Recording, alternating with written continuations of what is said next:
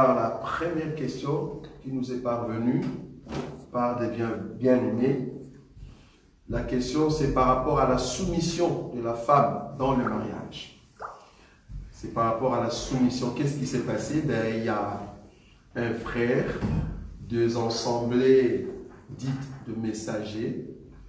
C'est bien-aimé, au fait, a épousé sa femme dans l'enseignement. Ok, il n'y a pas de souci, c'est bien. Mais qu'est-ce qui est arrivé? Cet homme tapait tout le temps sa femme. Pour lui, sa femme était insoumise. C'est pour cela qu'il le tapait ou il a tapé. Alors, il s'est avéré que cette femme a eu un grand souci au niveau de sa santé. Elle est tombée dans un problème très grave psychologique. Elle était devenue un peu folle parce que le coup de l'homme était tellement très fort au niveau de la tête et la femme saignait même. Il paraîtrait que la femme est rentrée à la maison auprès de ses parents pour la première fois. Les parents, comme il se pourrait qu'ils sont encore des messages, ils ont dit « Ah mais non, c'est toujours comme ça le mariage. Tu connais nous les Africains. Voilà, donc il faut... voilà, quand même c'est un homme qui t'a rencontré dans l'enseignement, dans la parole. Donc voilà, maîtrise ton homme, il va changer. » L'homme, pour la deuxième fois, fait la même chose. La femme est rentrée encore auprès des parents pour dire, moi, je ne rentre plus. Et c'est là-bas maintenant que cet homme est parti maintenant chercher le diacre, le pasteur, pour dire que voilà, moi, j'aime toujours ma femme, je jure devant Dieu, je ne veux plus taper ma femme. Et puis, voilà. Et puis, jusqu'à ce que la femme a accepté par le soutien aussi de la famille. C'est-à-dire, l'homme va changer. Vous connaissez les conseils que nos mamans africaines donnent à nos enfants, nos filles. Et la femme est rentrée, et puis du jour au lendemain, on entend le téléphone qui sonne, l'homme qui pleure, ah ben la femme est décédée. Décédée, pour lui, selon lui, alors qu'il avait du sang sur son tricot, sur son t-shirt, du sang sur les t-shirts, mais on trouve sur la femme, on lui a donné de l'huile de palme. Donc l'huile de palme sur le corps, tout ça, soi-disant, la femme s'est empoisonnée. Ça, c'est selon le monsieur. Maintenant, on se demande si c'est un poison, comment se fait-il que tu as du sang sur ton t-shirt? Et en plus, tu as fui un jour avant et c'est le lendemain que tu viens nous annoncer que la femme est décédée. Et quand tu avais fui le lendemain, tu étais en t-shirt ensanglanté. Donc, du coup, il y a des soupçons que le monsieur a continué à faire de sa femme un sac de boxe. Et c'est comme ça que la femme est décédée. Maintenant, nous voulons voir dans les Écritures, est-ce que l'homme peut tabasser la sœur en Christ? Est-ce que l'homme qui se dit frère en Christ peut taper avec ses coups sa femme? Voilà, c'est la première question, parce que ça fait quand même un scandale. Est-ce que l'homme peut taper sa femme dans la maison, jusqu'à aller tuer une femme qui se disait sœur en Christ, dans le même enseignement que toi, et toi qui es au fait son mari, tu l'as tabassé tout le temps et tu te dis que ah ben la femme était insoumise. Est-ce que si la femme est insoumise, est-ce que tu as le droit de taper ta femme? Selon l'enseignement. Voilà la première question, on commence par là. J'aimerais que, en tout cas, le frère réponde. Si seulement vous sentez que vous avez le droit de taper votre femme, qu'est-ce qui pousse que tu tapes? Sinon, pourquoi? Voilà. On ne peut pas taper. Pourquoi? Mais premièrement, si tu tapes ta femme, il n'y a pas d'amour. On n'est pas en Europe, hein. On va vraiment dans l'idée biblique, c'est-à-dire même si on est au Congo, bon, ici en Europe, on est d'accord que la police tombe, hein. On est d'accord. Enlevez l'idée de l'Europe. Va dans les Écritures. Okay. Même à l'Afrique, on ne peut pas taper. Non. Donc c'est défendu. Qui défend? C'est l'État ou la Bible? Et l'État et la Bible. La Bible, quelle écriture? Est-ce que vous avez une écriture dans la Bible qui défend que tu ne peux pas taper ta femme? Moi, je ne vois pas. Je ne sais pas s'il y a une écriture, mais je ne vois pas non plus une écriture qui dit qu'il faut taper sa femme. Peut-être une autre forme d'écriture, par exemple. Oui, vas-y. Je pense que dans la Bible, par exemple, quand Dieu, entre guillemets, définit l'amour, Oui. Il dit certaines qualifications, c'est-à-dire l'amour. Ne soupçonne pas. Oui, voilà, exactement. Et donc, c'est comme ça qu'on doit être. Et du coup, quand on fait l'inverse de ça, à mon avis... Bah, et tu penses que taper sa femme, c'est pas l'amour? Non. Tu penses, hein? J'ai beaucoup aimé le mot « je pense ». Tu penses que taper sa femme, c'est pas l'amour? C'est pas de Est-ce que l'amour. tu sais qu'il y a des femmes qui sont démoniaques, qui aiment qu'on les tape comme ça et ça se sent bien?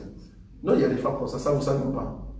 Ça vous savez, non? Il y a des femmes qui aiment, il faut que tu me tapes. C'est démoniaque. Hein? Donc on comprend que la femme a un problème, ça va? Donc c'est par amour. Donc là, notre bien-aimé dit c'est par amour, donc je ne peux pas taper. Mais le papa a l'air, peut-être que tu as une écriture? Je crois que c'est à Timothée, il faut aimer, c'est l'écriture qui dit que Marie aimait vos Éphésiens. Éphésiens chapitre 5, le verset 22.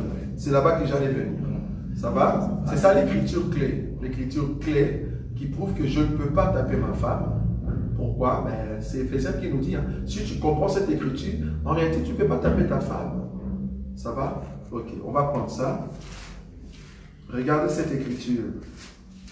Je prends ici femme dans le corps de la femme.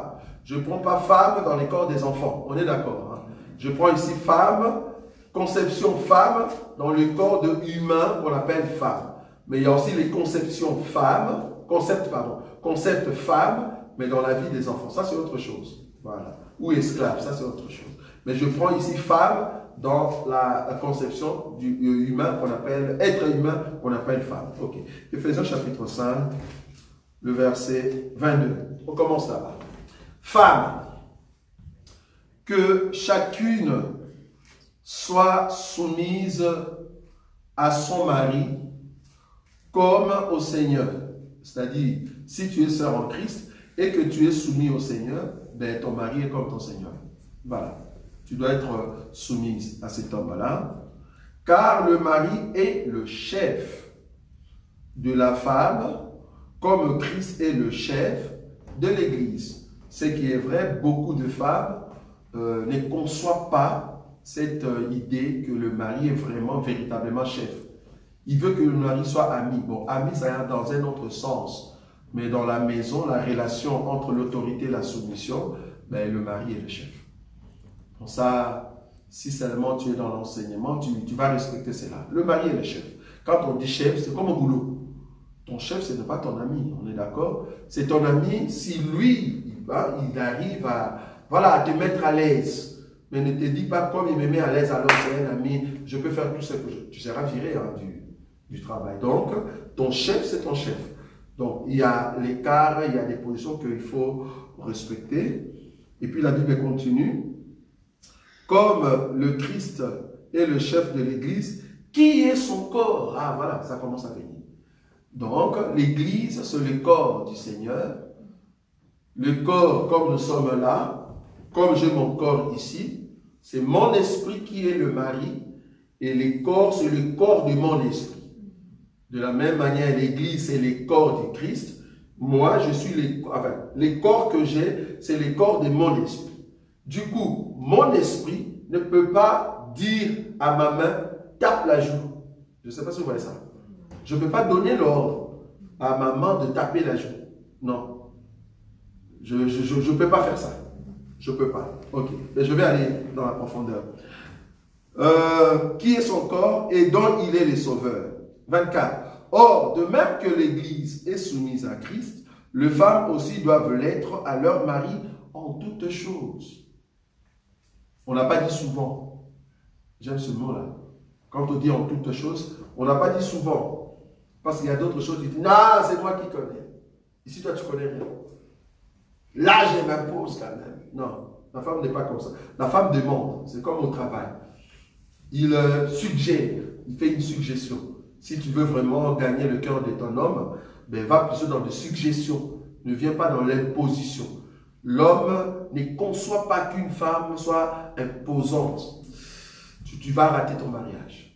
Tu vas rater ton mariage. Si tu veux rater ton mariage, sois seulement imposante dans d'autres sujets. Tu vas voir que ça ne va pas marcher. Sois quelqu'un qui suggère. Est-ce que tu ne penses pas qu'on pouvait faire ça? Et tu vas voir que l'homme, à un moment, s'il est trop têtu, à un moment, il va dire, il fallait que je goûte ma femme, quoi. Tu vois? Là, à un moment, il va commencer à rétrécir pour dire, à un moment, je dois quand même écouter ce que ma femme me dit. Pourquoi? Parce que tu n'es pas imposante, tu suggères, dès que l'homme tombe dans le trou, il s'est dit, prochainement, je dois faire attention, je dois écouter quand même ma femme. Ça va? Là, l'homme comprend. Mais si tu dis, non, tu dois faire ça. Non, la femme ne peut pas imposer son homme. Ça va?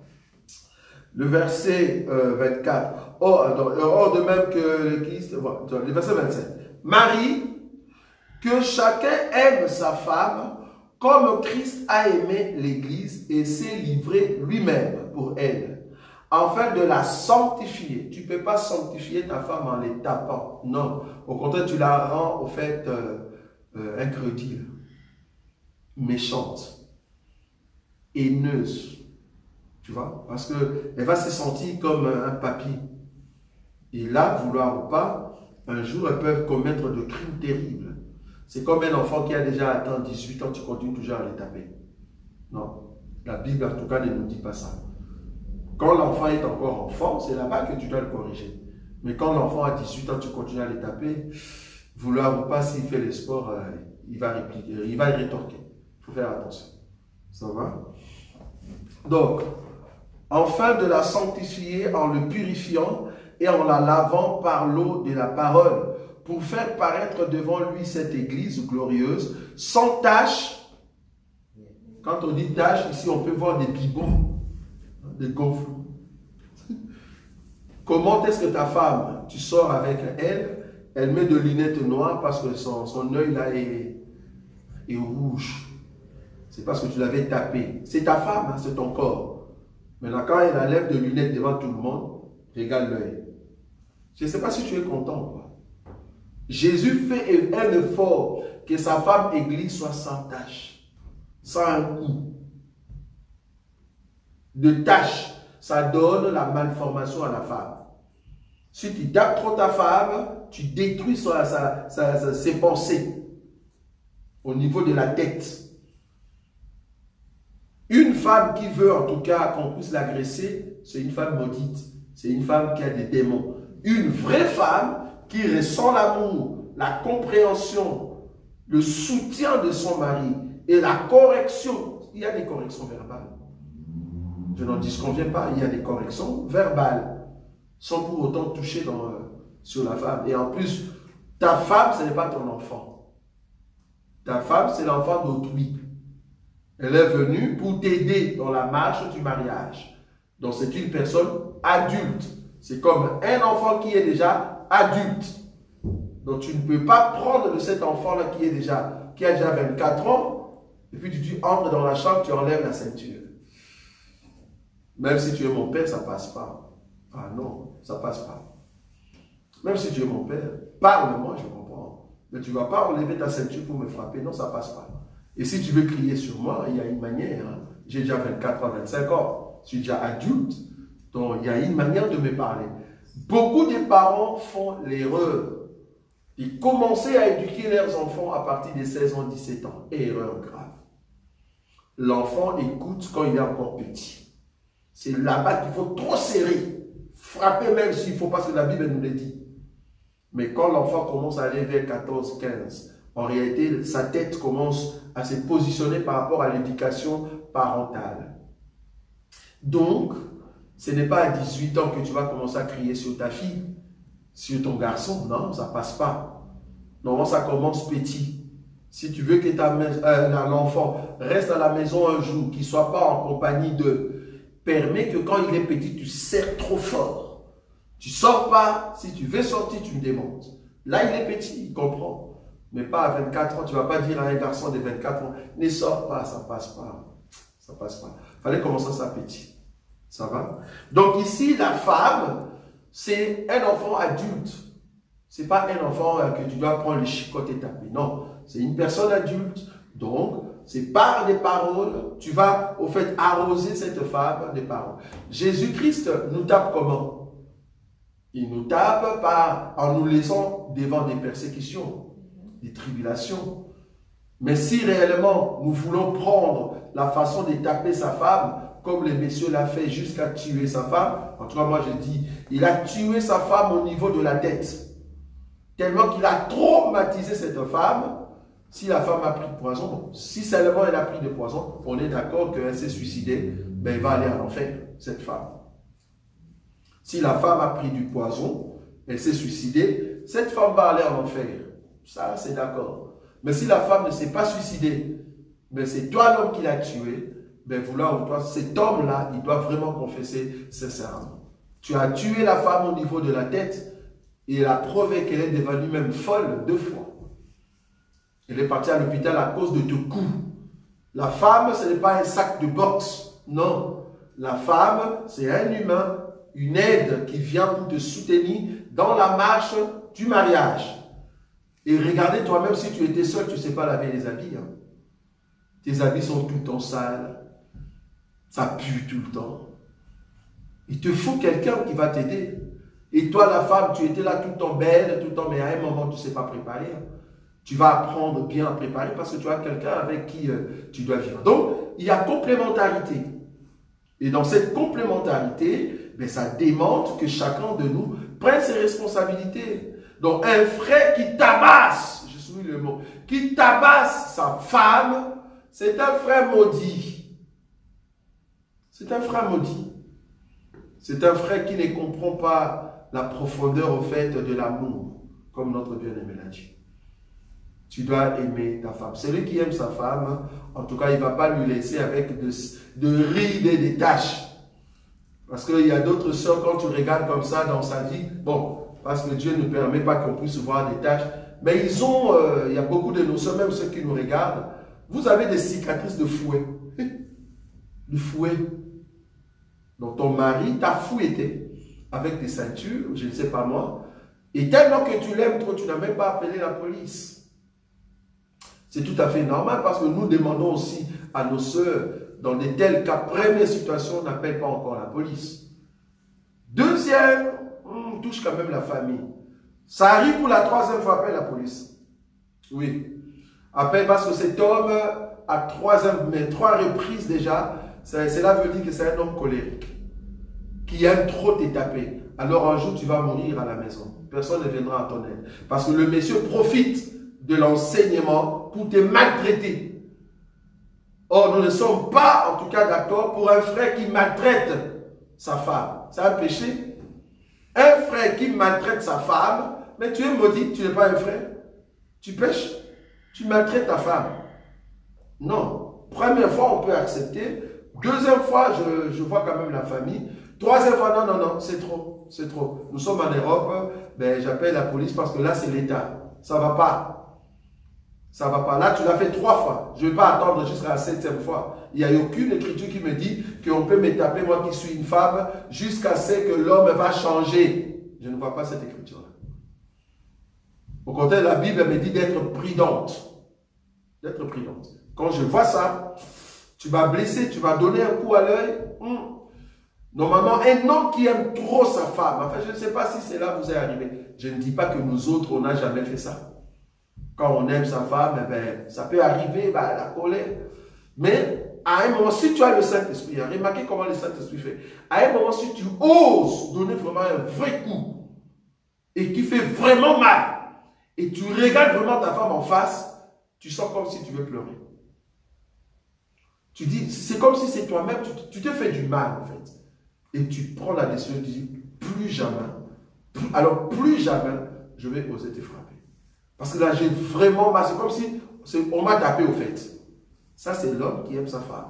Mais toi, tu te sens à l'aise quand tu tapes ta femme. Ça ne va pas. Tu as un démon. C'est un démon qui est en toi et qui veut maltraiter l'autre.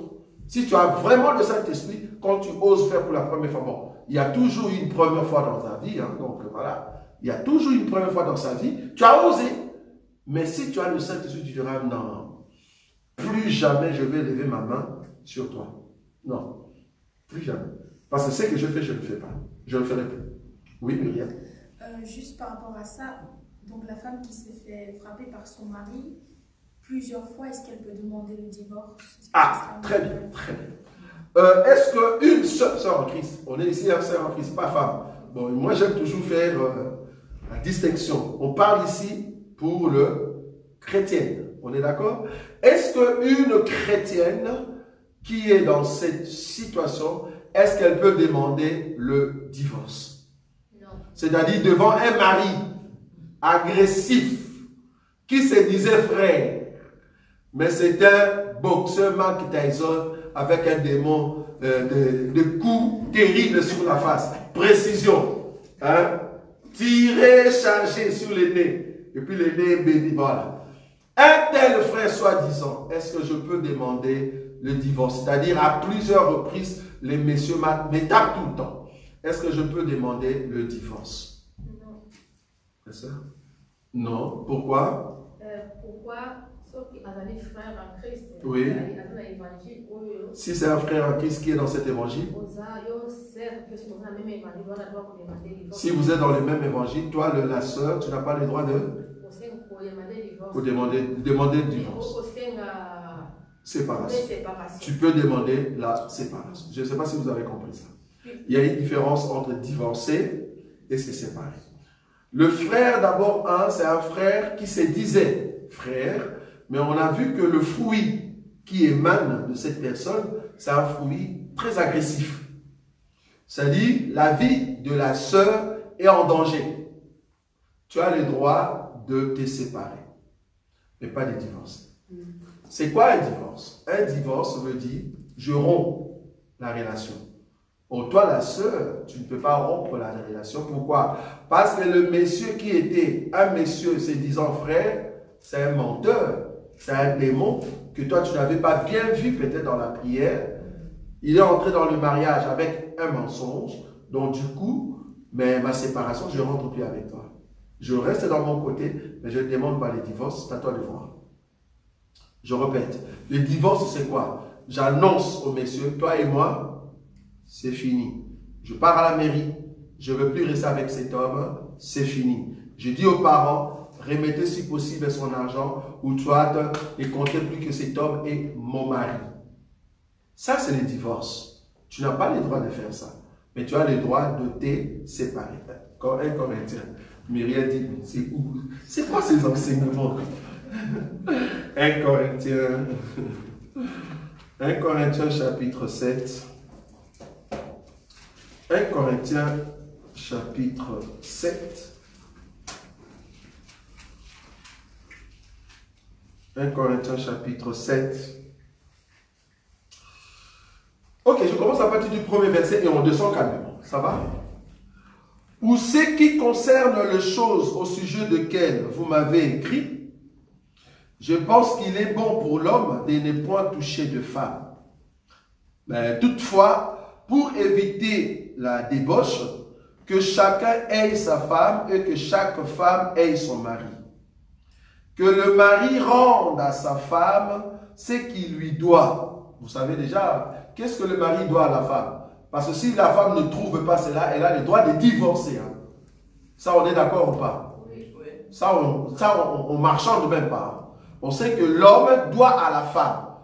Ce que l'homme doit à la femme, si la femme l'a pas, la femme a le droit de divorcer. Oui ou non? Oui. Ça, on est d'accord, oui. Vous connaissez les choses que l'homme doit à la femme. Il y en a combien?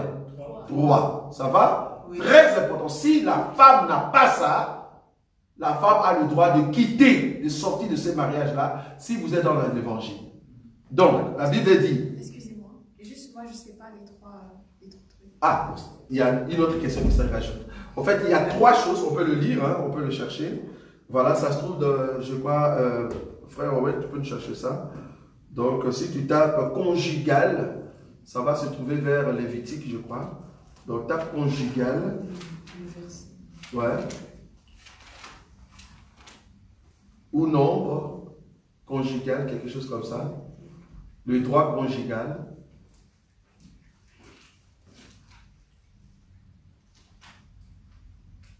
Le droit conjugal, dont la Bible dit que la femme a au fait droit à les 3 choses. La première, c'est le pain. La deuxième, les vêtements. La troisième, le droit conjugal. Ça va? Donc, si la femme n'a pas ce droit, elle a le droit de sortir. C'est-à-dire, l'homme qui épouse une femme, tu dois subvenir à tous ses besoins. Tout. Les habits, à manger. Et surtout, la femme a toujours des désirs qui surpassent l'homme. Donc, tu dois être capable, sûr, que tu dois satisfaire cette femme sur le lit conjugal. Obligatoirement. Ça fait 3. Ça, tu ne l'as pas trouvé, vraiment? Oui. Normalement, ça se trouve vers Lévitique ou Nombre. Ça va? Donc, ce sont les droits de femme. Normalement, le terme que vous pouvez trouver, le terme conjugal, normalement sans E à la fin, vous pouvez trouver le passage. Donc, Exode 21, 10. Exode combien? 21, 10. 21. Exode, hein? Oui, 21, 10. Exode 21, 10. Exode 21, chapitre 10. Je vais lire. Il est dit ceci. Je commence à partir du 8. Non, 7. Si un homme vend sa fille pour être esclave, elle ne sortira point comme sortent les esclaves. Si elle déplaît à son maître, qui s'était proposé de la prendre pour femme, il facilitera son rachat, mais il n'aura pas le pouvoir de la vendre à des étrangers après lui avoir été infidèle. 9. S'il la destine à son fils, il agira envers elle selon les droits de fille. C'est quoi les droits de fille? S'il prend une autre femme, il ne retranchera rien pour la première, à la nourriture, aux vêtements et aux droits conjugal. C'est ça le droit que Paul mentionne dans 1 Corinthiens chapitre 7. Ça va? On rentre là-bas. Donc Paul dit ceci, que le mari rende à sa femme ce qu'il lui doit et que la femme agisse. Tu vois? Donc normalement, la soumission, c'est un agissement. C'est un comportement. C'est une manière de vivre. La femme agit, c'est-à-dire, je réponds par rapport. Donc, c'est une réponse en fait. La soumission, c'est une réponse par rapport à ce que je reçois. Voilà. Donc, c'est une réponse. Donc, j'agis par rapport à ce que je vois. Ok. Que la femme agisse de même envers son mari. Ce n'est pas la femme qui dispose de son corps, c'est son mari. C'est son mari. De même, ce n'est pas le mari qui dispose de son corps, c'est la femme. Là, c'est par rapport à la relation sexuelle. On est d'accord. Je continue. Ne vous privez point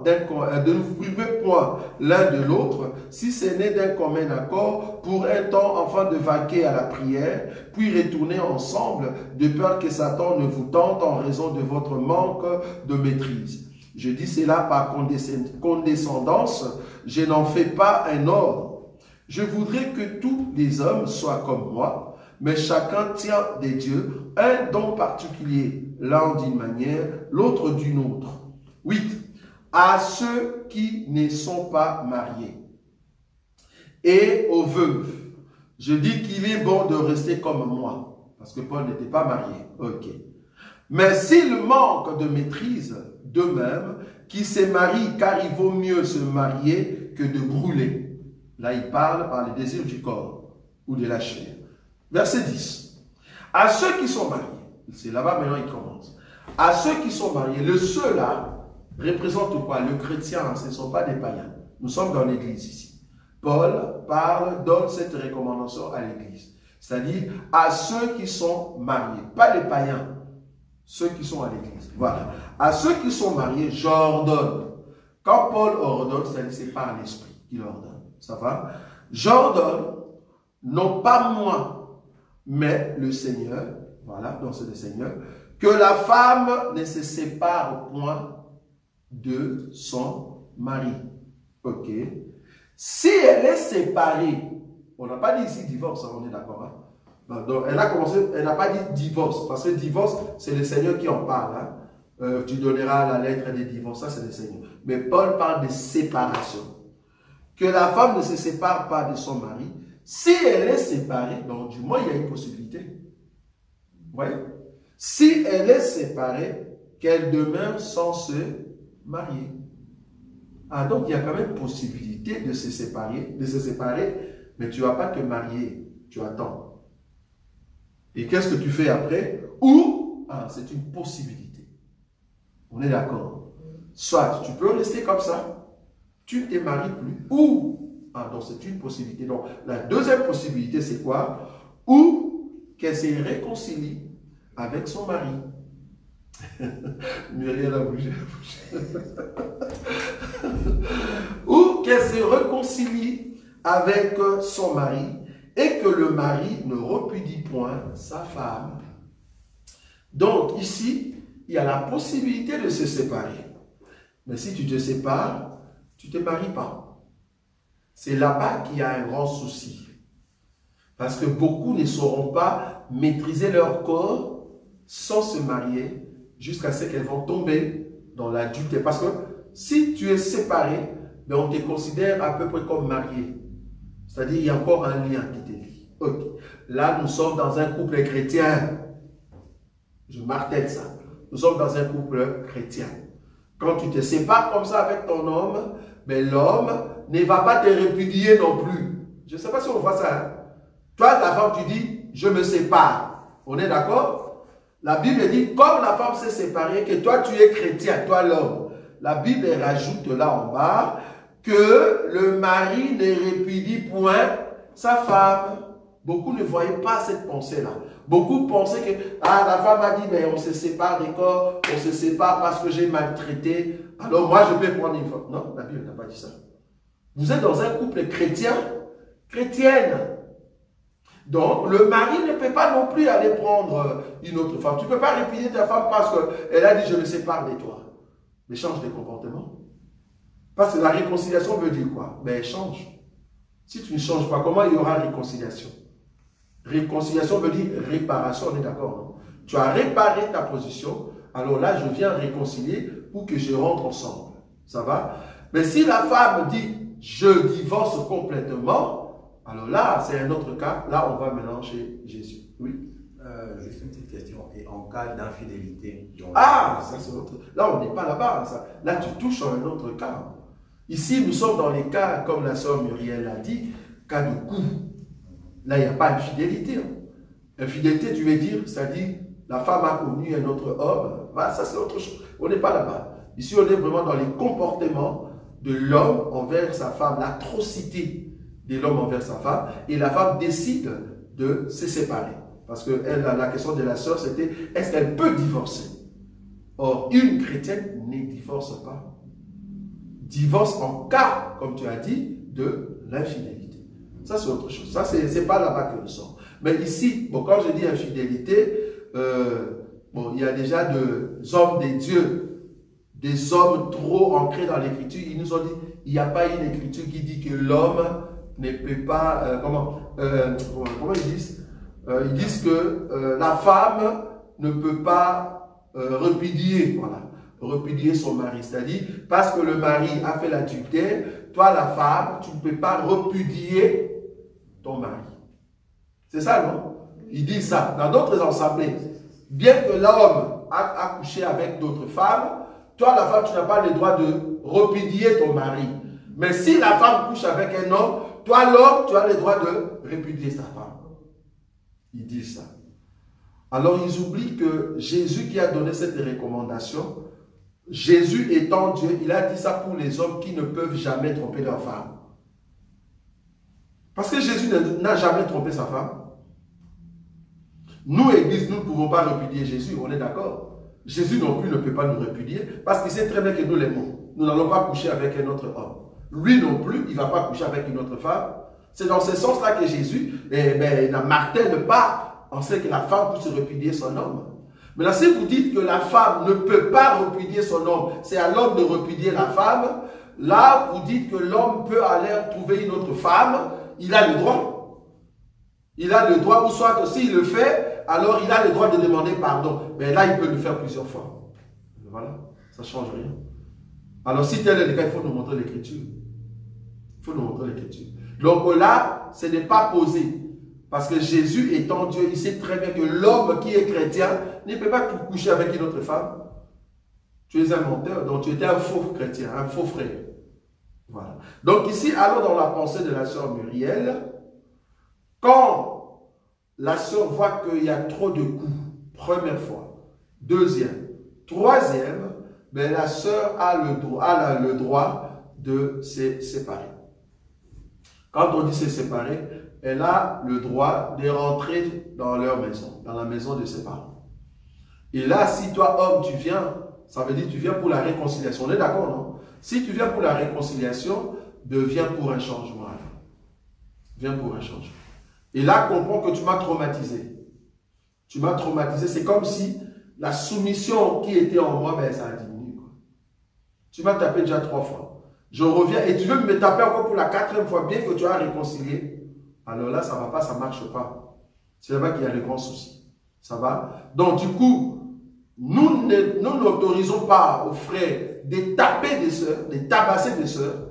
Nous sommes contre. Et nous ne disons pas aux sœurs de divorcer. Non. Permettez quand même que le frère, s'il peut changer, ben on le verra, s'il y aura réellement changement. Oui? Moi, j'ai juste une question. À partir de quand les hommes, eux, peuvent décider de divorcer ou de faire la séparation? Parce qu'on en a parlé des femmes. Mais pour les hommes, par exemple, si aussi la femme est agressive, est-ce que l'homme peut décider de faire une séparation? Enfin... Bien sûr. Parce que ici, nous sommes dans un couple chrétien-chrétienne. L'homme, le frère, n'a pas le droit de repudier sa femme. Ce sont aussi d'abord ça. Repudier veut dire divorcer, c'est fini ça. Ok. Tu n'as pas le droit non plus. Dans un couple chrétien-chrétienne, je souligne ça. Je ne parle pas des païens, chrétien-chrétien. Ok. Maintenant, la sœur, qui était une sœur qui chantait très bien, avec onction.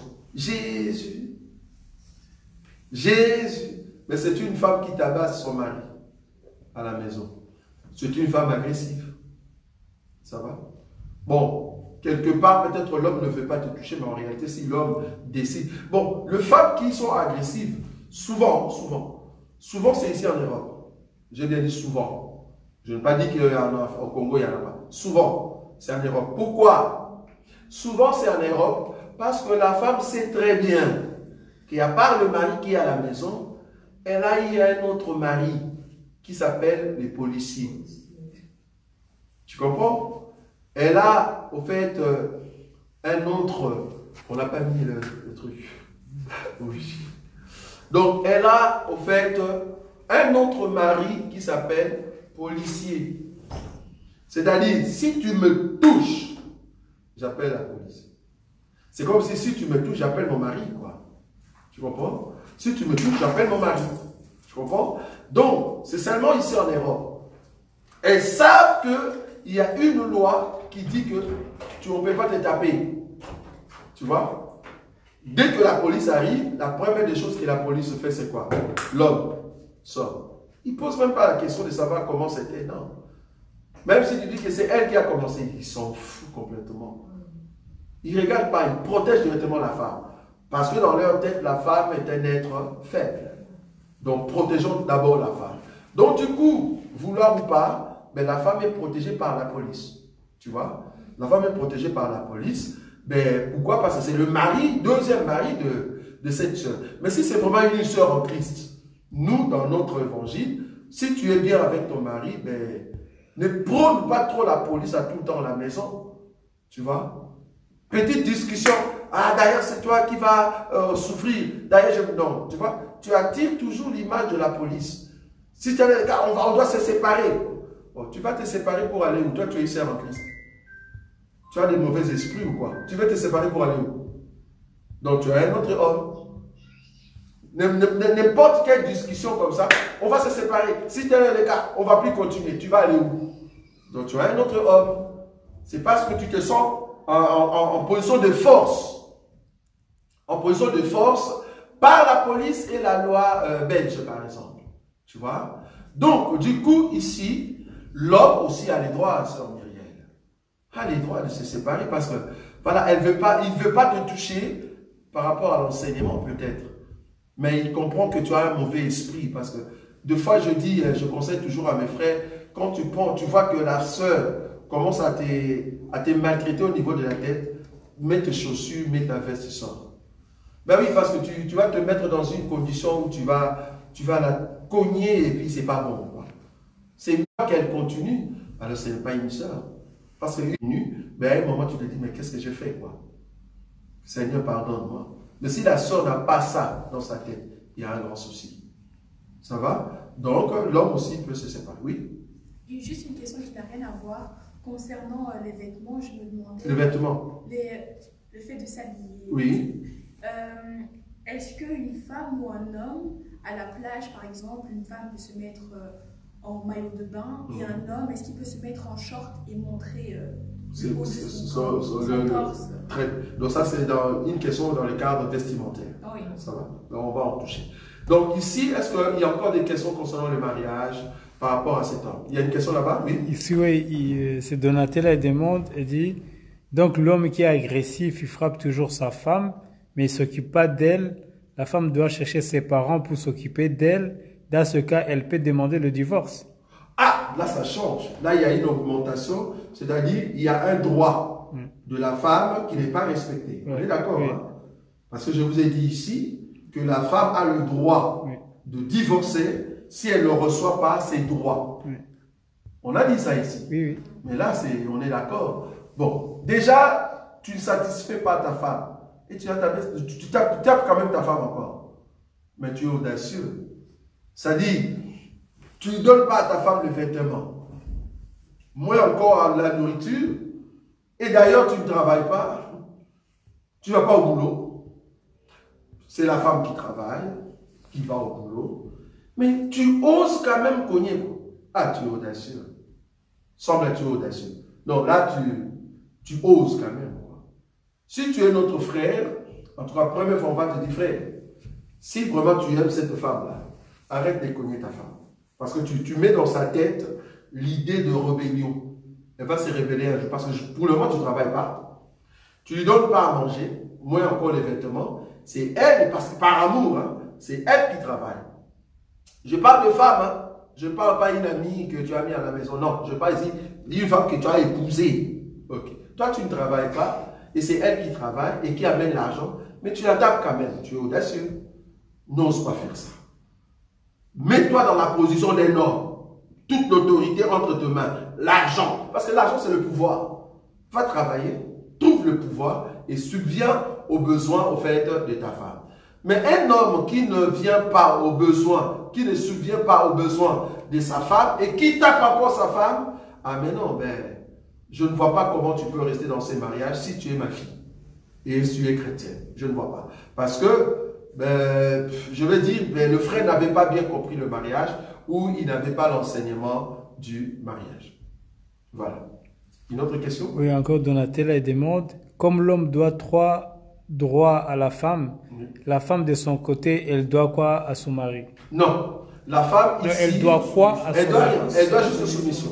Okay. La soumission, c'est ça, comme je dis, c'est un agissement, c'est un comportement, la manière de recevoir auprès de l'homme, le comportement et les actifs de l'homme. Ça va? Donc, même l'argent, financièrement, on sent la soumission de la femme. Une femme qui reçoit l'argent auprès de son mari et qui envoie tout le temps sa famille, ça ne va pas, il y a un souci. Pourquoi tu envoies seulement ta famille? Je n'ai pas épousé toi et ta famille. Hein. Je t'ai épousé toi et nos enfants.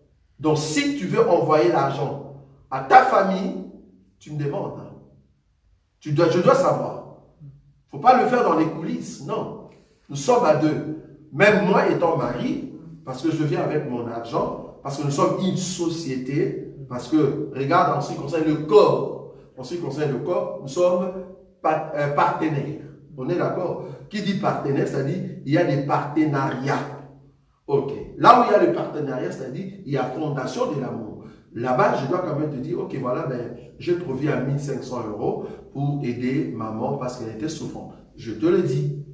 Donc, ne fais pas, éviter de faire des choses dans les catiminies. Donc, la femme doit au fait la soumission à son mari. Tu dois en tout cas démontrer cela. Ne sois pas une femme qui fait des choses dans les coulisses. L'homme ne sait pas. Non, non. Tu dois le dire. Tu le dis tout. Et puis, ne sois pas une personne qui divise la famille. Tu vois, la soumission aussi pousse la femme à aimer et la famille de l'homme et sa propre famille. On est d'accord. C'est-à-dire, pour toi, quand la famille de l'homme vient à la maison, il y a un comportement un peu bizarre. Mais pour ta famille, elles peuvent rester 2, 3 semaines, il n'y a pas de souci. Mais pour 2 jours seulement, membre de la famille de ton mari vient, tu serres la tête, tu n'as plus le courage de préparer. C'est un comportement d'insoumission. Donc ça, il faut éviter des choses comme ça. Parce que je suis d'accord que avant que la personne vienne à la maison, vous avez essayé de parler avec ta femme ou avec ton mari pour savoir que voilà, la personne viendra. Et souvent, les hommes sont très flexibles. Ils disent qu'il n'y a pas de souci, il peut venir. Et du côté de ta famille, viennent 2 semaines, pas de souci. Mais quand c'est l'autre côté, ah non, 2 semaines, mais moi je ne serai pas là. Comment je vais préparer? Alors que quand ta maman était venue 3 semaines, tu as cherché de tout moyen pour préparer pour ta maman pendant 3 semaines.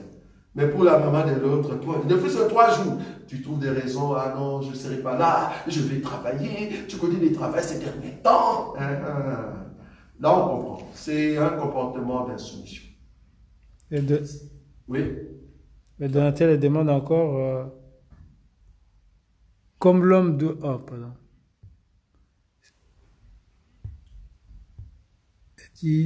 Si la femme doit la soumission à son mari, Oui. est-ce que la femme qui frappe son mari peut demander le divorce? La femme qui frappe son mari. Ouais. Là, si l'homme peut demander maintenant le divorce. Ah, si l'homme peut demander le divorce. Ok, non, j'ai déjà dit ici, même l'homme qui tape sa femme, dans le couple chrétien, j'ai dit ici que la femme ne peut pas demander le divorce, oui ou non? Je dis que la femme peut se séparer. J'ai dit aussi, la femme qui tape son mari, dans un couple chrétien-chrétienne, l'homme peut se séparer, comme la sœur Myriam a posé déjà cette question-là. Ça va? Tout ça, on a déjà répondu. Oui? J'ai juste une question. Si c'est des mariages forcés, arrangés, est-ce qu'on peut demander le divorce? Est-ce que tu as déjà vu chrétienne, on les a forcés dans les mariages? Enfin, il y en a. Non, il n'y en a pas. Ça, c'est le mariage païen. Tu sais, ça, j'ai bien dit. Chrétienne. Oh, toi étant chrétien, tu sais très bien qu'on ne peut pas te forcer dans un mariage. Comment tes parents vont te forcer? Vous voulez me forcer une femme que j'ai déjà vu que ce n'est pas une chrétienne? Non, je ne prends pas. Je veux prendre parce que l'élément clé dans le choix du mariage, c'est une femme chrétienne qui connaît le Seigneur. Ça, c'est vraiment indiscutable. Je dois d'abord vérifier que c'est une chrétienne, c'est une personne qui craint Dieu, alors les autres viennent après, beauté, intelligence, ça vient après. Mais d'abord, chrétienne. Là, c'est bon. Donc, tu ne vas pas me forcer, toi, parent, pour me dire, épouse-les. Je peux te montrer. Je dis, ah, regarde la sœur telle, je crois que c'est une bonne sœur.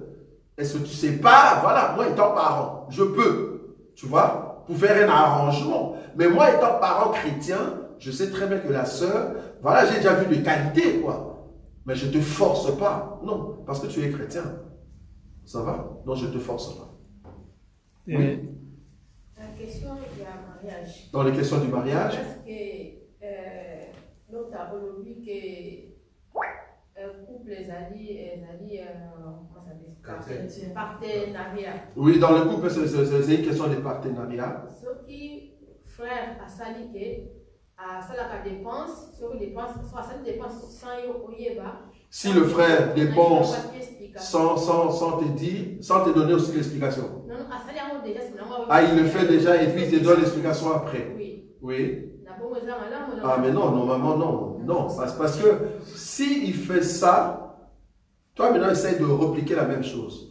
Ça passe pas. Bien sûr, tu me l'as dit, mais peut-être j'allais te donner un conseil.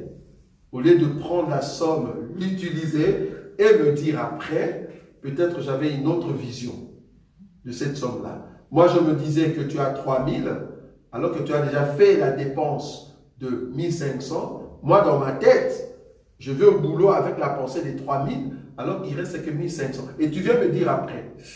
La première fois, ça peut passer.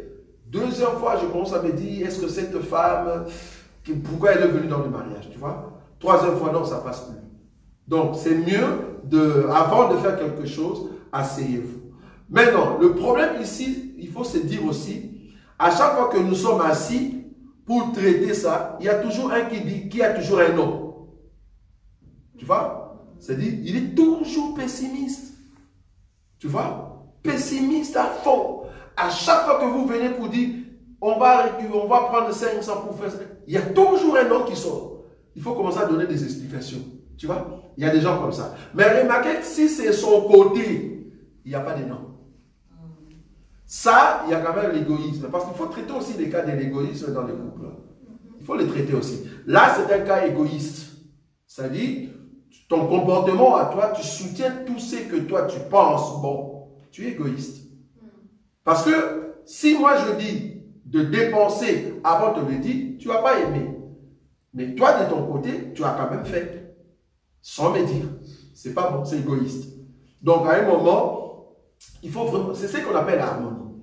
C'est quoi l'harmonie? Comme je dis, partenariat. Donc, si vous voulez bien vivre dans le mariage, parce que le mariage, tu n'as pas épousé un enfant, ton enfant. Non. Tu as épousé une personne adulte qui vient d'une autre famille, qui a reçu une éducation et qui vient chez toi, et vous voulez créer ce qu'on appelle une éducation commune, ensemble.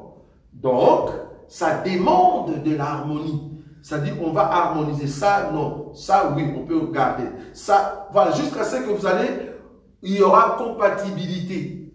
S'il n'y a pas compatibilité, il y a un grand souci. Donc, ici, le comportement de l'homme qui dépense et qui vient dire à la femme après, pose-toi la question, est-ce que tu aimes vraiment ta femme? Tu vois? Ou soit tu traites ta femme comme une esclave. Tu vois? C'est-à-dire, tu ne la vois pas comme... voilà une personne à côté de toi, tu la prends comme un papier, quoi. Bon, pourquoi je dois lui dire? C'est moi qui amène l'argent. C'est pas bon, ça. Ça va? Oui, ouais. Oui, vas-y, continue. Et s'il était quelque part, et qu'il était dans sa famille, et puis là, il a dépensé.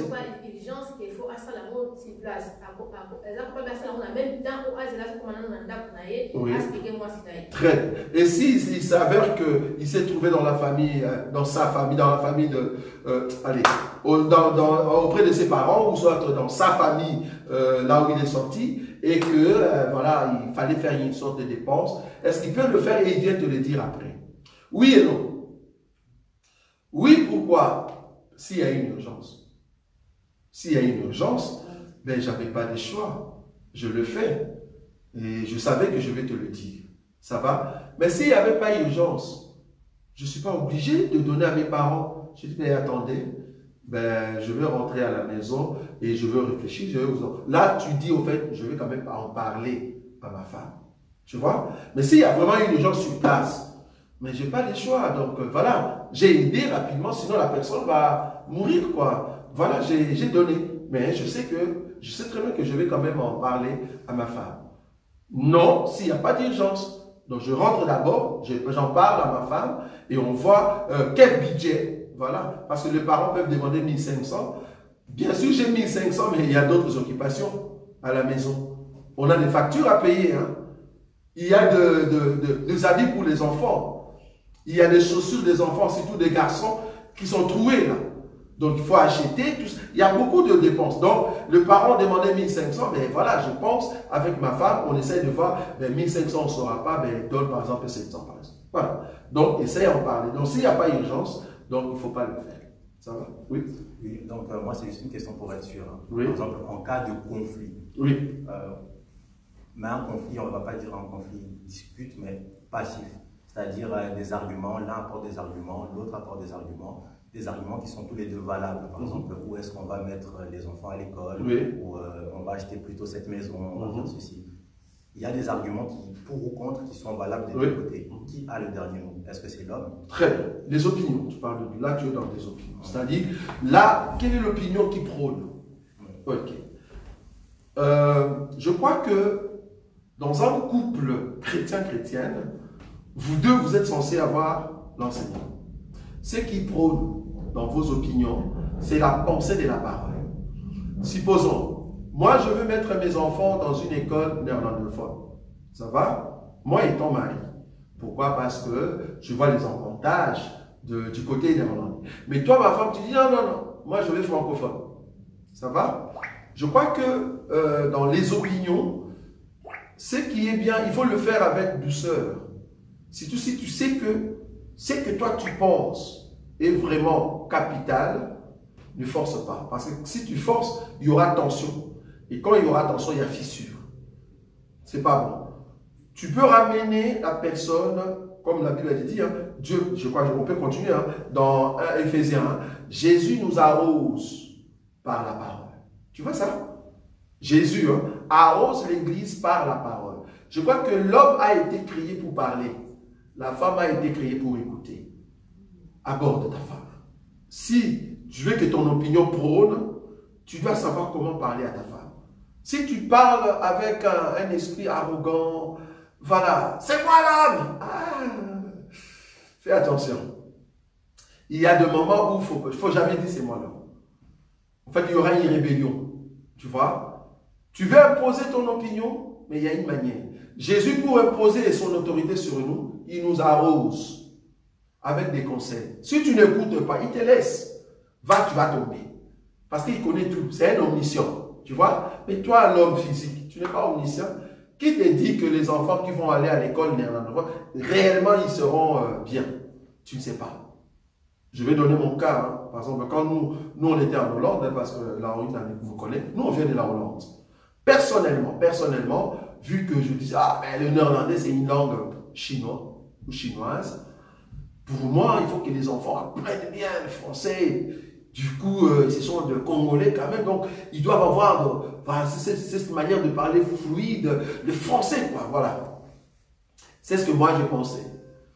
Mais ma femme m'a dit, ben écoute, c'est du côté néerlandophone qui a beaucoup plus de bonne éducation.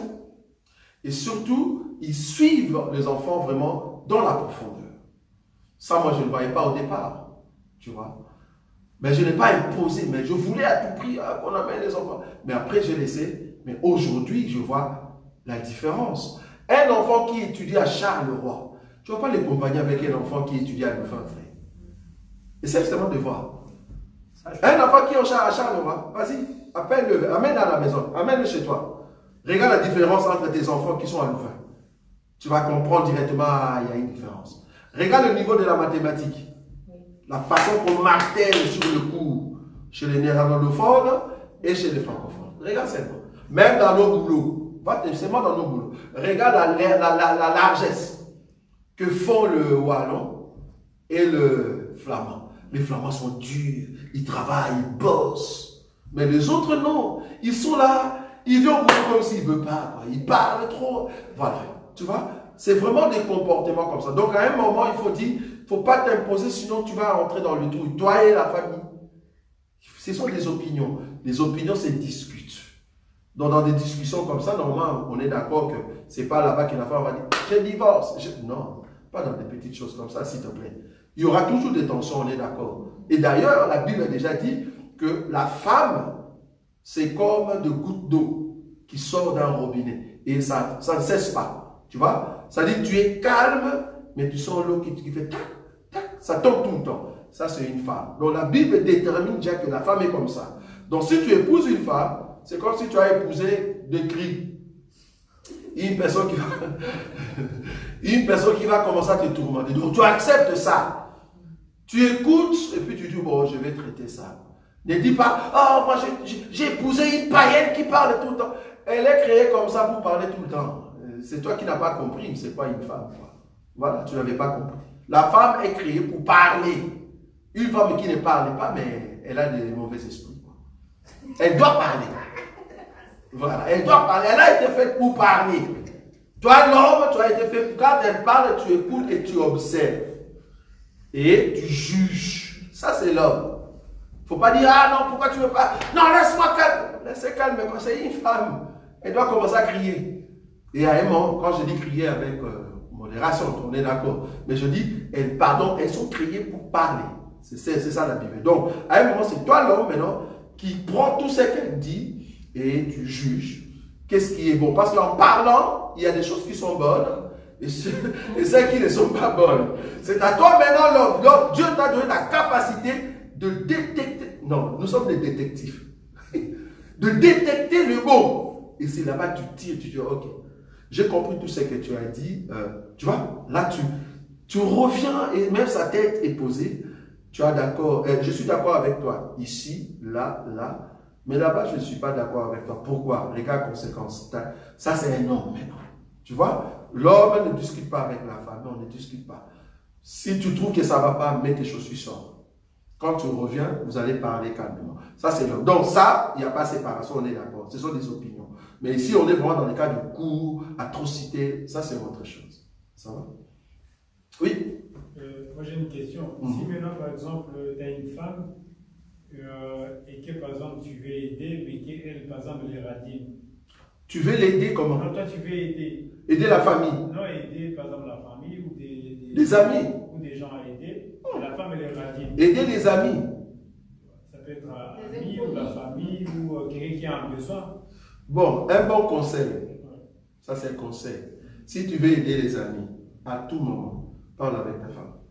Mais qui on appelle maintenant ami? Ami, c'est-à-dire, bon, ici, bon, moi, tu as bien dit ami, hein, moi, je ne parle pas des frères. Non, moi, j'ai dit, ça peut être la famille, ça peut être quelqu'un qui a un besoin. Oui, quelqu'un qui a besoin, parle à ta femme. Mais si elle est radine. Comment? Radine. Elle n'est pas donnée. Elle ne veut pas? Non, elle n'aime pas donner. Ah, ok, des natures, quoi. Voilà. Donc, elle est radine, ok, je vois, je comprends. Je vois, c'est radine, ok. Donc, elle est radine, donc radin. Donc, elle est radine, donc elle n'aime pas, au fait. Voilà, elle n'aime pas. Okay. Donc, je crois qu'une sœur en Christ ne peut pas être radine, quoi. C'est-à-dire, bah oui, je suis d'accord avec toi. Mais le problème ici, c'est là où je parlais de l'esprit égoïste. Elle n'aime pas donner quand toi tu veux donner. Mais est-ce qu'elle aime donner quand elle veut donner? Ça change. C'est-à-dire, moi je veux maintenant voir. Je voulais donner, elle ne veut pas. Ok, ben j'attends. Parce que vouloir ou pas, il y aura toujours où la mâchoire tentera d'aller de l'autre côté. C'est-à-dire, il y aura toujours un moment où elle aura besoin de donner. C'est là-bas que je vais observer. Maintenant, si c'est elle qui doit donner, obligatoirement, que ce soit la famille ou... si elle doit donner, elle donne comment? Parce que même si la personne est radine, comme tu dis, une personne radine, vouloir ou pas, si le terme, je n'ai jamais entendu ça, le terme radine, ça existe. Oui. Ah oui.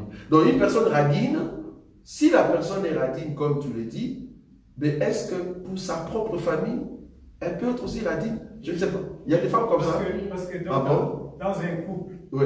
Ça peut être même, par exemple, la mère de la femme qui a demande. Besoin. Oui. C'est l'homme qui veut donner, mais ce n'est pas sa mère. Oui.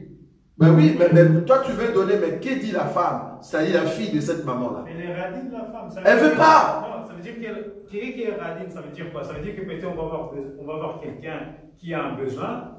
Toi, tu vas te dire que voilà, telle personne, on peut l'aider. Oui. Mais elle ne veut pas. Mais elle se dit, peut-être si tu veux l'aider avec un 50 €, il dit, donne 10 €. Okay. Tu sais que la personne, elle a besoin d'un 50 €. Voilà. Parce que ça existe quand même. Bon, ce qui est vrai, mon frère Owen, nous les hommes, si tu trouves un homme généreux comme nous autres, nous sommes trop... on exagère en fait. Quelqu'un qui te demande 100 € et tu veux donner seulement 100 €. Je crois que, comme j'ai dit, va voir un peu la situation à la maison. Parce qu'en réalité, c'est la femme qui connaît la situation de la maison. Là où tu voulais donner 100 € parce que tu avais pitié, compassion. Je suis d'accord, compassion. Mais est-ce que tu as demandé à celle qui contrôle, qui gère la maison? Tu vois? Parce que si tu tombes avec une femme qui donne tout le temps, toi aussi tu donnes tout le temps, frère, vous allez tomber. À un moment, il faut que quelqu'un soit dit, 100 c'est trop. Donne quand même 50. Bon, je ne suis pas d'accord pour une femme, là où tu voulais donner quand même 100, il dit, non, donne 5 €. Ah non. Ça, c'est vraiment être méchante quand même. La personne a besoin de 100 €. C'est vrai qu'on ne va pas donner 100 €, mais permet que ça soit quand même 60, 70. Quoi. Si vraiment la personne a besoin, ne dis pas, ah non, nous, on n'a pas d'argent, donne 2 €. Non, là, tu ne donnes pas. Je crois. Donc, une sœur, si c'est une sœur, normalement, c'est l'enseignement qui va l'aider à changer. Parce que, voilà. Alors, mais si on va un peu dans la parole, on nous dit, par exemple, que la main qui donne, c'est la main qui reçoit. Très bien. Premièrement, on nous dit aussi qu'il faut s'aimer. Très bien. Mais la personne là, c'est un peu aussi comme si... Il faut l'enseigner. Il faut l'enseigner. C'est ça que j'ai dit. Donc, c'est la parole qui va l'enseigner. Donc, il faut le ramener dans la parole. Il dit, mais attendez, si on doit être béni, on doit donner aux autres. Mais une telle personne, par exemple, si elle est comme ça, mais est-ce qu'on peut donner sans lui dire? Non. Parce que, en fait, l'acte que tu fais tu poses de ne pas dire à ta femme, à ton partenaire, c'est un acte que c'est toi qui pêches, c'est pas elle en fait. Je ne sais pas si tu comprends. C'est toi qui pêches en fait. C'est-à-dire, regarde comment tu pêches. Je donne 100 € sans dire à ma femme. Ok. Si elle pose la question, tu vas mentir. Si elle pose la question? Oui, de savoir. Parce que normalement, en réalité, nous disons toujours, l'argent de l'homme, c'est pour la femme. La femme, l'homme doit amener toute sa somme, son salaire, sur la table. Je toujours dis ici, l'homme doit tout donner à sa femme. Son salaire. Normalement, c'est à la femme de détenir la carte bancaire. Si c'est une bonne femme. C'est à la femme de détenir ta carte bancaire. C'est elle qui contrôle les salaires, les entrées, les sorties. Bon, à un moment, ça dérange, mais on est obligé. À un moment, ça nous dérange, mais on est obligé. Ok. Maintenant, cette femme, toi, tu ne lui as pas dit que tu avais donné 100 €. Et puis après, elle découvre, parce qu'elle va découvrir, vouloir ou pas, dans ton compte, qu'il y a une sortie de 100. Ok. Et elle te pose maintenant la question. Je vis, il y a déplacement de 100. Mais je lui dis, comme tu es un peu radine, j'ai donné parce que tu n'avais pas accepté. Ah! Je lui dirais, Oui, frère Alain. Moi, je vais dire à sens que, comme Flo a dit, ça existe dans les groupes, il y a des problèmes, ça existe, mais comme un homme, donc tu ne peux pas manquer quand même l'argent des poches. Merci. Mon argent des poches, Ah, ça c'est autre je chose. vais faire, donc, Là, ça change. Hein. Donc, je Parce que peux quelqu'un, très bien. je dis à ma femme. Voilà, merci. Parce que, bon, ça c'est selon maintenant l'organisation de chaque couple. Parce qu'il y a d'autres couples qui préfèrent que quand il y a entrée de fonds, qu'est-ce qu'ils font? Ben, ils se donnent un peu un petit salaire, quoi. Ça dit, prends cette somme comme argent de poche, moi aussi je prends ça comme argent de poche. Ça, tu peux faire tout ce que tu veux. moi je trouve ça c'est mieux. Oui, non, il y a des couples comme ça. Et d'ailleurs, moi je conseille des couples comme ça. C'est-à-dire, si vous êtes dans un couple chrétien-chrétienne, le mieux serait de, vous avez la somme au milieu, vous avez vos dépenses, vous avez votre épargne, mais pour qu'il n'y ait pas de soucis, ben, mon chéri, toi tu prends ça, des 100 balles, moi aussi je prends des 100 balles, chacun peut faire ça, tout ce que tu veux. Tu vois? C'est-à-dire, je peux envoyer à un ami, une amie qu'on a grandi ensemble, voilà, qui m'appelle, ah, je souffre, que ça ne soit pas dans l'argent du couple, que ça soit dans ton argent de poche. Alors, ne commence pas à voler dans les couples et bien tu laisses ton argent des poches. Ça, tu es une voleuse, tu es un voleur. Ça va? Ça, je trouve que c'est, comme le frère Alain l'a dit, ben, c'est mieux. Quoi. Ça va? Oui. Question, oui, une autre question? Vous avez des factures que vous n'avez pas encore payées? Ça s'accumule? Oui. En même temps, famille, famille à mon corps a béni que, pas un problème, mon corps qui pris à loyer un wow. Et que, en même temps, il y a des factures qui s'accumulent et il y a l'un de famille ou soit de parents qui vous appelle et qui vous dit, ben écoute, on a eu une urgence, tu dois nous envoyer au fait il y a un montant et le montant en question a presque la même valeur que le prix locatif donc, de la maison. Et déjà, ils ont emprunté là-bas et ils te disent de rembourser. L'urgence, tu dois rembourser cette somme. Je refuse. Je dis, je suis désolé, je ne donne pas. Je suis désolé. Vous ne m'avez pas prévenu. Je crois que les parents, j'ai toujours dit ici, quand tu es marié,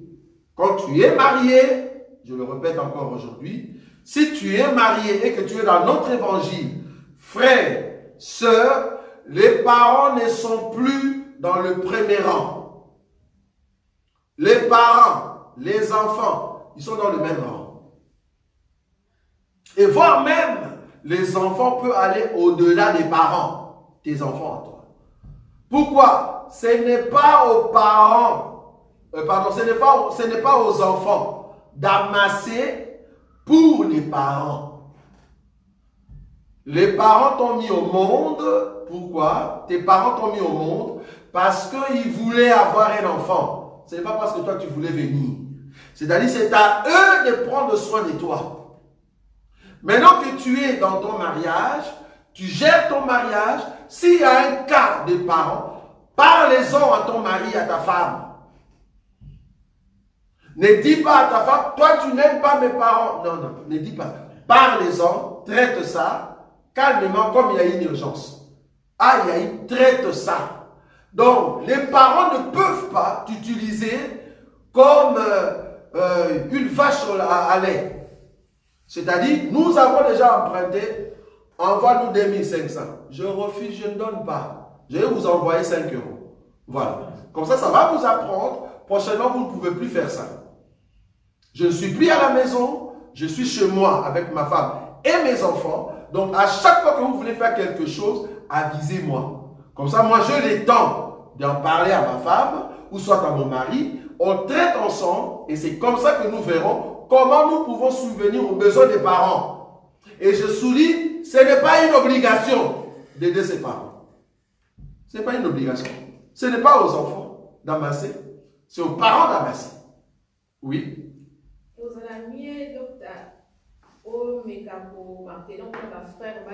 Ah, pourquoi tu veux que ces gens...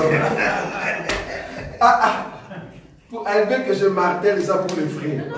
Mais pourquoi tu veux que je martèle? Mais même les sœurs aussi, non? Même les sœurs aussi font la même chose.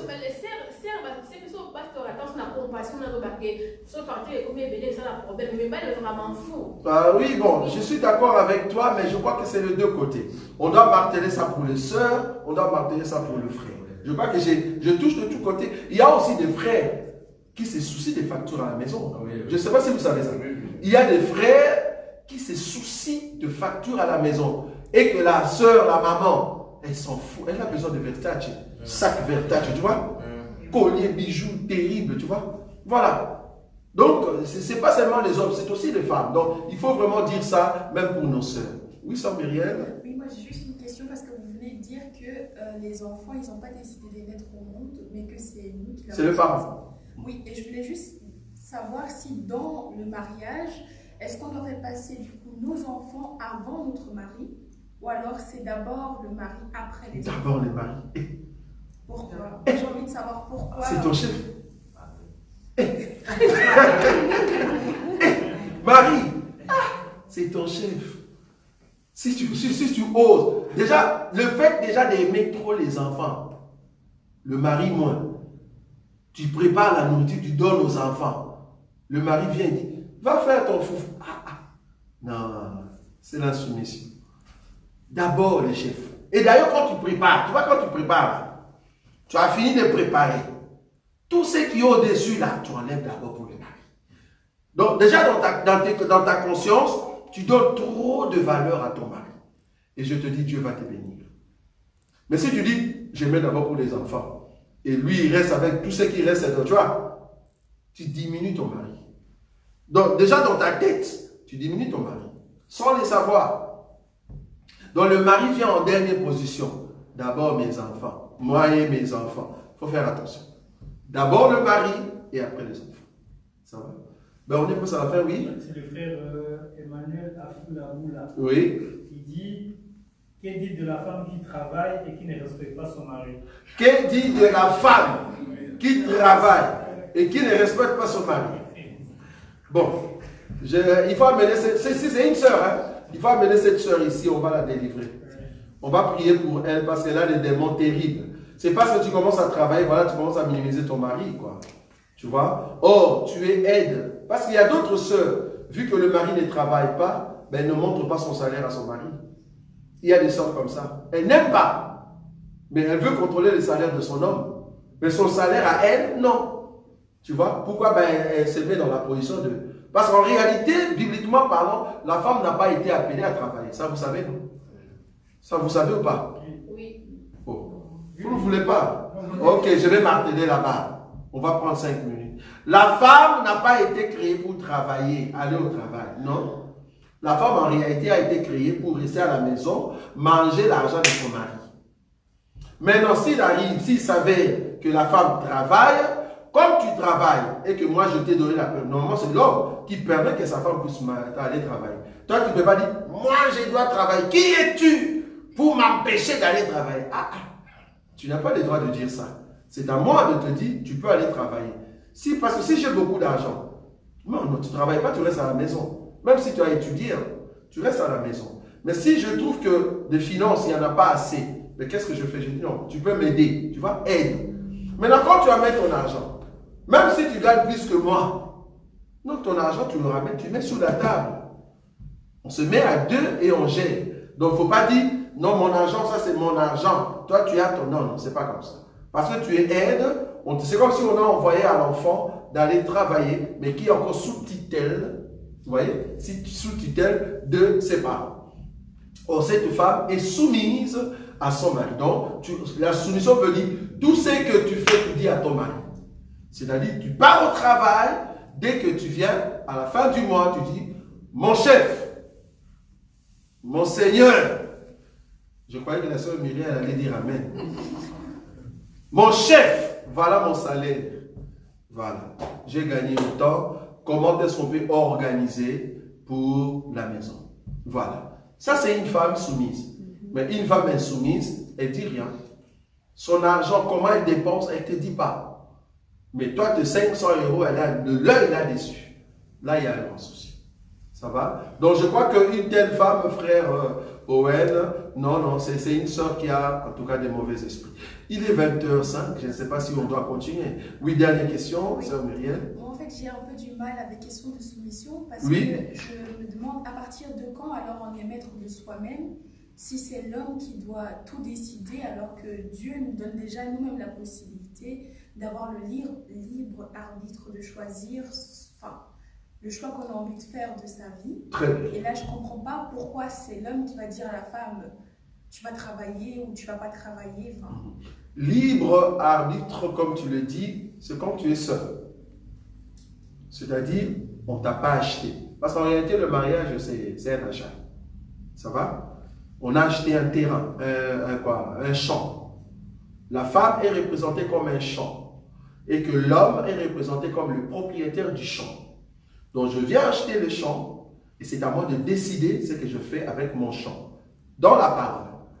Quand tu étais seul, c'est tout à fait normal, tu es libre de faire tout ce que tu veux. Maintenant, quand tu viens dans le mariage, il y a ce qu'on appelle l'autorité de l'homme sur toi. Cette autorité ne veut pas dire imposition. Je ne sais pas si tu vois. C'est-à-dire, il y a l'ordre, non, dictature, non, ce n'est pas dictature.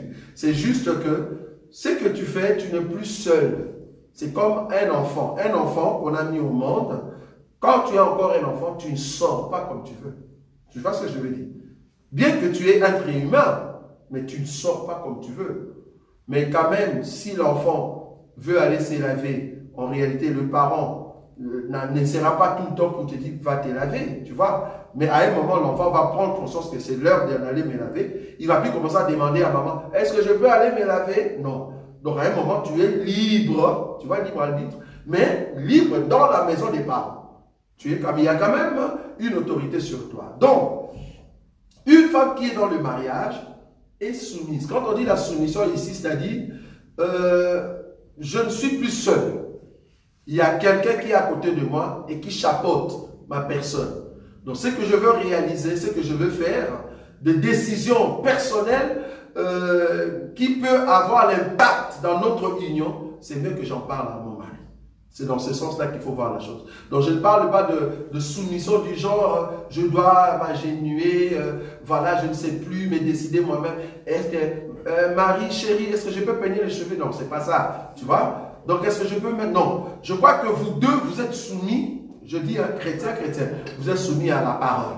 C'est-à-dire, toi, tu as la parole, lui aussi la parole, et la parole vous amène les deux. L'homme respecte la parole sur toi, et toi, tu respectes la parole par rapport à l'homme. Je ne sais pas si tu vois. C'est par l'enseignement que tu respectes ton mari. Et l'homme, c'est par l'enseignement qu'il t'aime.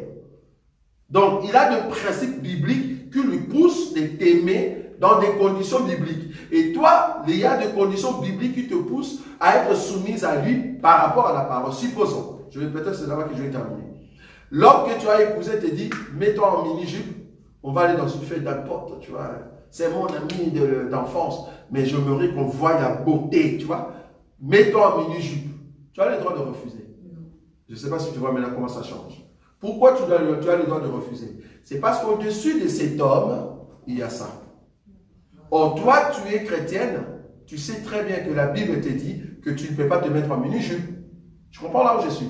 Là, son autorité ne vale pas. Pourquoi? Parce qu'il veut briser l'autorité de celui qui est au-dessus de vous. Là, je n'accepte pas. Là, c'est comme s'il est un mari non-croyant qui veut imposer quelque chose sur moi que moi, je ne peux pas. Je ne le fais pas. Ah non, ben avec mes potes, bon, tu sais très bien que je suis chrétien, mais il arrive deux fois quand même avec le pote, je fais un peu de chicha. C'est ça, on appelle ça chicha. Je vais quand même prendre chicha, tu vois, pour mettre un peu l'ambiance avec de potes. Non. Tu comprends? Tu dis non, non, je ne fais pas. Ce sont des choses que j'ai dit non, niet, je ne le fais pas. Là, tu n'as pas le droit de respecter ton mari. Tu comprends là où je suis? Pourquoi? Parce qu'il est censé avoir l'enseignement. Parce que nous parlons ici chrétien-chrétienne. Je ne parle pas d'un païen.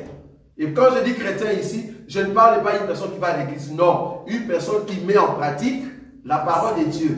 Il faut bien souligner ça. Je ne parle pas d'une personne comme les chrétiens d'aujourd'hui. Je suis chrétien parce que je chante Jésus. Non, tu n'es pas chrétien. Ce n'est pas parce que tu as mis de croix que tu es chrétien. Pour nous, tu n'es pas encore chrétien, tu es païen. Comme j'ai vu une sœur qui parlait, je ne sais pas, à la télé, elle dit, ah ben vous empêchez le femme, vous dites aux femmes de mettre de foulard. Mais si toi tu penses que le foulard c'est bon, ça c'est toi, mais nous on n'a pas de conviction, garde tes foulards à la maison. Et d'ailleurs j'ai l'onction. Une jeune fille qui a dit ça. Et j'étais scandalisé. Et la fille était en pantalon, jeans, serré à fond. On comprend que ce sont des filles impudiques. Si tu regardes bien la fille, dans la vie de cette fille-là, c'est une fille impudique qui ne connaît pas Dieu. Insolente, qui ne respecte pas les parents, et peut-être elle est encore dans la maison de ses parents, mais qui ne respecte pas ses parents. Parce que tout enfant qui est dans la maison de ses parents, il y a un minimum de soumission que tu dois rendre à tes parents. Ça va? Donc ici, c'est limité par rapport à la parole. C'est-à-dire, je regarde la parole par rapport à ce que l'homme me donne. Ce que l'homme me dit, il faut que ça soit ici. C'est-à-dire, ça doit collaborer avec la parole de Dieu. Il ne faut pas accepter tout, surtout si tu es dans un mariage chrétien et non chrétien. Il faut faire attention. Ça va? Donc, c'est vraiment ça. Voilà.